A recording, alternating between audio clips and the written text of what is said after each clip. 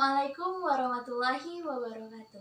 Alhamdulillahilladzi hadana li hadza wa ma kunna linahtadiya laula an hadanallah.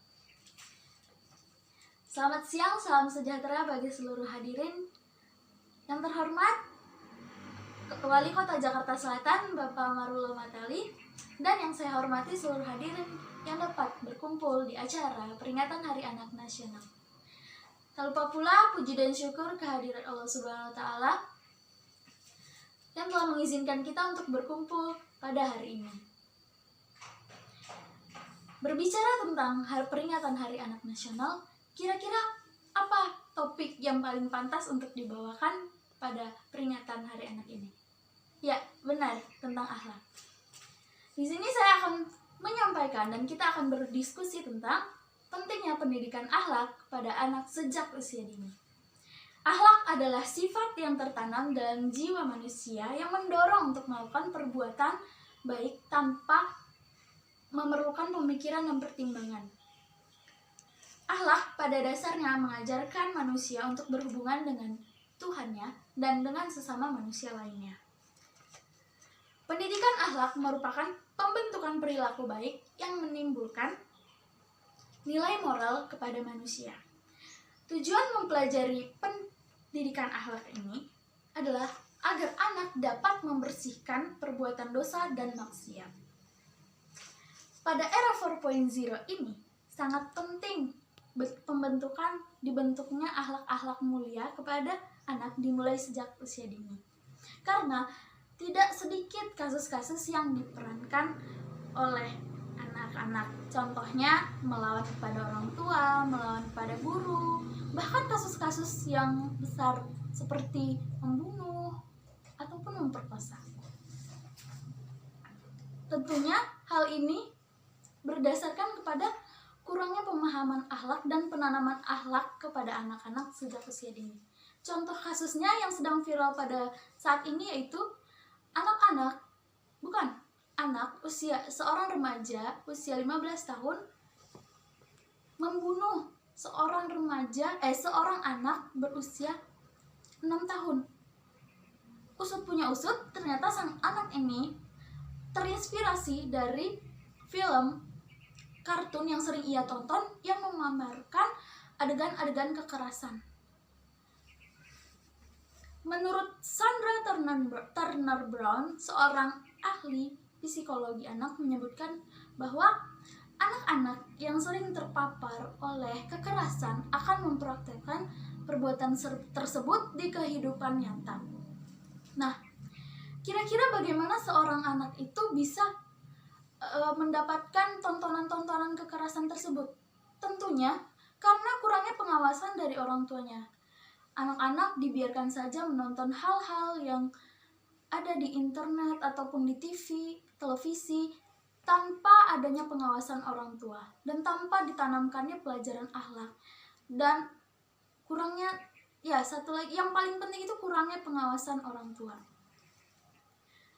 Contoh kasus lainnya yang tak kalah viral yang juga menyayat hati para orang tua di rumah, 4 orang anak SD memperkosa seorang bocah SD berusia 8 tahun.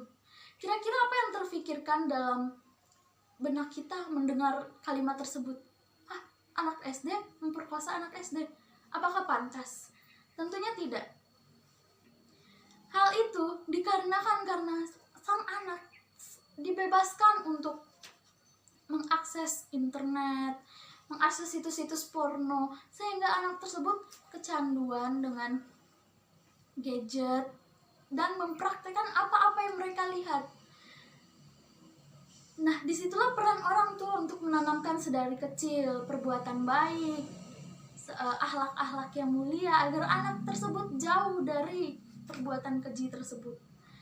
Tugas orang tua dalam membesarkan anak dan mendidik anak tidaklah semudah teori-teori yang ada. Apalagi kebanyakan orang tua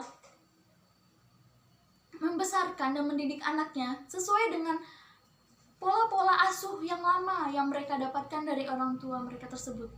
Seharusnya mendidik anak sesuai dengan zamannya, agar terjadinya keseimbangan, sehingga tidak ada sehingga apa yang sudah jadul atau sudah yang dahulu itu tidak terulang lagi di kehidupan sekarang. Jadi jika anaknya pintar teknologi, pintar memainkan HP, orang tuanya harus lebih pintar agar sang anak tidak berselancar di dunia maya sebebas mereka.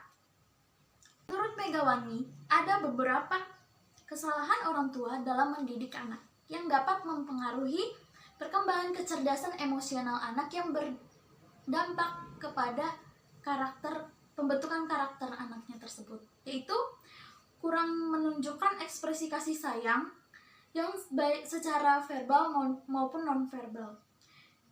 Yang kedua itu yang paling banyak ditemui di masyarakat, yaitu kurangnya meluangkan waktu pada anak-anak. Karena orang tua sudah capek, sibuk mencari uang, akhirnya anaknya terlantar main sendiri, mainnya entah main apa, dibiarkan saja. Yang ketiga itu bersikap kasar secara verbal, seperti kata-kata, iya sering kita mendengar, dasar lu anak itu kebiasaan orang tua yang harus dihindari. Anak itu harus bicara pada anak itu harus dengan lemah lembut, agar anak mencontoh apa yang sudah kita praktekkan pada dia. Yang keempat itu kasar secara fisik. Ya, terkadang orang tua berani saja menampar anaknya atau memukul anaknya jika melakukan kesalahan, sedangkan anaknya bisa dibicarakan secara lembut-lembut, adek jangan melakukan ini ya, nanti kamu gini, maka anak kecil itu akan mengerti. Dan yang terakhir adalah tidak menanamkan good karakter kepada anak-anak, ya karena kebiasaan kita yang marah-marah atau suka kasar pada anak, jadi anak-anak itu meniru apa yang ia lihat. Pola asuh anak itu tergantung bagaimana kita mengasuhnya. Kalau kita kasar akan melahirkan anak-anak yang kasar. Jadi sebagai orang tua harus berhati-hati dalam mendidik anaknya. Dari data KPAI menyebutkan ada 504 kasus anak-anak di bawah umur, yaitu kebanyakan mencuri, narkoba, bahkan perbuatan asusila.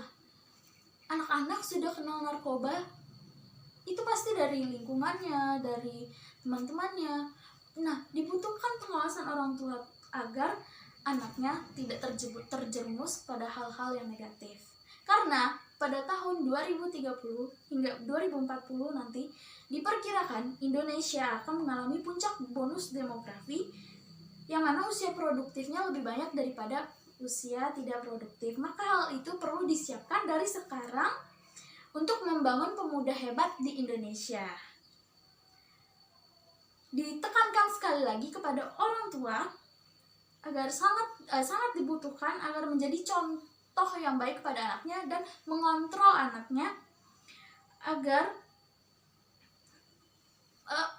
orang tua bisa mengawasi anaknya. Karena pengawasan orang tua dan kontrol orang tua itu sangat dibutuhkan untuk pembentukan karakter anak-anak. Sekian yang dapat saya sampaikan, dan jika ada salah mohon dimaafkan. Assalamualaikum warahmatullahi wabarakatuh.